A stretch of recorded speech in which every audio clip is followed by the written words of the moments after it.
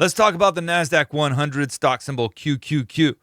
Ugly day for the market as a whole, but Nasdaq in particular, it led the way to the downside, down 2.6%. That's a lot of selling. And from an intraday standpoint, there wasn't a lot of bounce. There wasn't really any initiative ever shown by market participants to want to rally the market off of the lows.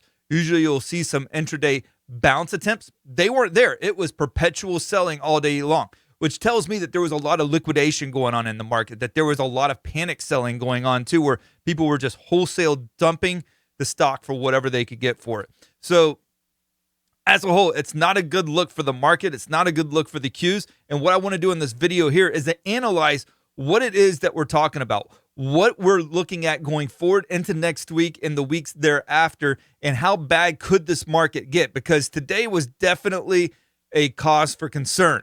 We had been attempting prior to this week to try to bounce this market. And on Wednesday, it started to fizzle out, and that's where the worry started to mount. And today you saw it come to full fruition where the bulls just wanted completely out of this market. So let's go ahead and get into the charts right now. Like I said, there's a lot to go over here, and we're going to start from the top.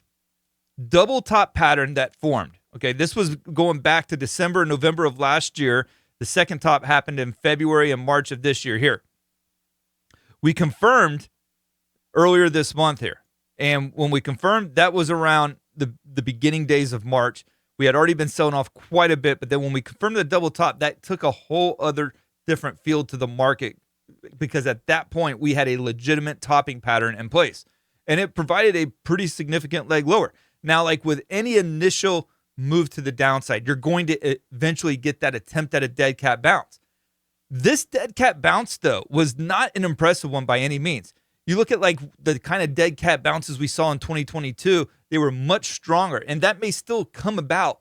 But what it looks like right now in the short term, that we're staring dead in the eye of another heavy turn to the downside. And that's got confirmed today with this bear flag pattern. So you had this bear flag pattern that started off of the lows here in March. And it confirmed today. And you started getting the warning signs back on Wednesday and Thursday when we were creeping back down to the downside. I went ahead and got short on the Qs using PSQ today. And my confirmation for getting short was once we broke out of the bear flag. Now, let's take this AVWAP, an anchored VWAP, and put it to the all-time highs. And the other thing that you'll notice in conjunction with this 200-day moving average, which is this white curved line right here, is that there was a heavy amount of resistance. I posted about it on X and followed up with it today as well. You had the AVWAP and the 200-day moving average acting as some critical resistance overhead, and that's where the bounce stalled out. And oftentimes, you saw it in 2022 as well. When you get into these full-fledged downturns, you see the AVWAP work really well as a staging point for where to reshort the market at, because those bounces oftentimes will fizzle out at the AVWAP line. So we have above average volume here today, or slightly above average volume, and we have the strong confirmation to the downside on the bear flag pattern. So where does it go from here?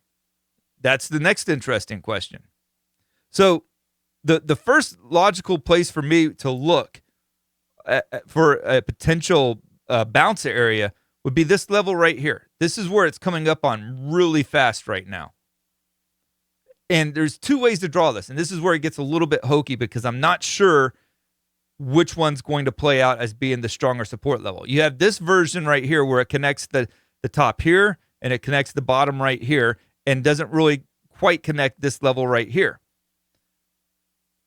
So again, just in case my big old head was covering it, it starts all the way back in September, goes back to late November here, tests it there, and then again in early January 2024. We don't count this little point here, even though it's pretty darn close. It's no cigar. And then you have August lows where it does connect. If that level is the level that we need to be watching, that goes all the way down to 453 on the Qs, and right now we're sitting at almost 469. That's still a pretty considerable amount for it to still drop. You're talking about another $15 or so, or almost, a little over 3% still for the Qs. If you draw it slightly different, it does make a huge difference in the interpretation of this chart. This one here goes right through the August lows, but also includes this one. I'm more inclined towards this one right now, and I think you should be as well, because it comes before the other version. So we can at least see, all right, does it hold this version? If it doesn't, then we can start looking at like 453. But this one raises it up to almost 460. That's the level I think I want to be most concerned about going into next week. If we start seeing a bounce tendency right at this level, I'm going to start taking some gains off of the table of my short in the Nasdaq 100. So that's the first support level. If we break below that, then the bigger question is, where's support after that? But what I would also say is, let's draw this rise in trend line right here. Do you notice what happened going all the way back to the beginning of 2023? That acted as some heavy resistance right there. Very significant resistance. So it tested on multiple occasions, including August lows. We broke below it in the beginning of March, bear flagged right into it, and then we sold off again. I just wanted to throw that out there because I thought that was pretty important for us to know that if we do get another dead cat bounce, we need to see what we do when we get back up to that level again, because it will be a little bit higher than where we previously tested it at. And then finally, this would be a really concerning situation. This is where, you know, you're talking about the bottom falling out of the market and you're getting capitulation across the board. This level down into the 340s. Do I think we need to be worried about that at this point in time? No, because I think there's some other support levels that we can concern ourselves with in the meantime.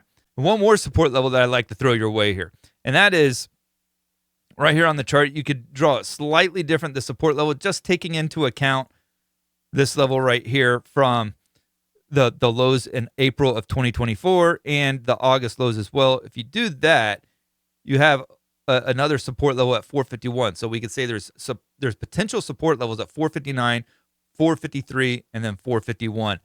We need to see which one of those holds. If none of them holds, then we can start talking about a much, much bigger pullback in this market. If this is your first significant pullback and you've never dealt with something like what you're seeing since the beginning of this month, it can be very unnerving. It can be very unsettling.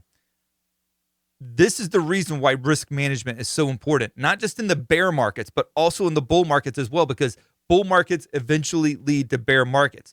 Now, we've been lulled into this like false sense of security because a lot of the actions of the Fed, a lot of the actions of what we've seen in Congress with the heavy spending, and it's kept the market going for an unbelievable amount of times, far longer than it should. And now we're starting to see where there's cracks under the surface here that are emerging.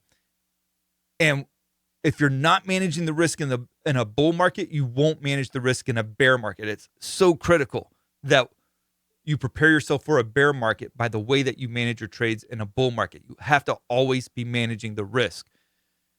Right now, I don't think it's a good idea to go trying to buy the dip and hope that you catch the bottom in the market, because that's like the equivalent of trying to catch a falling knife. You may get lucky and catch it by the handle, but there's a very good chance that the blade's going to cut you up pretty bad.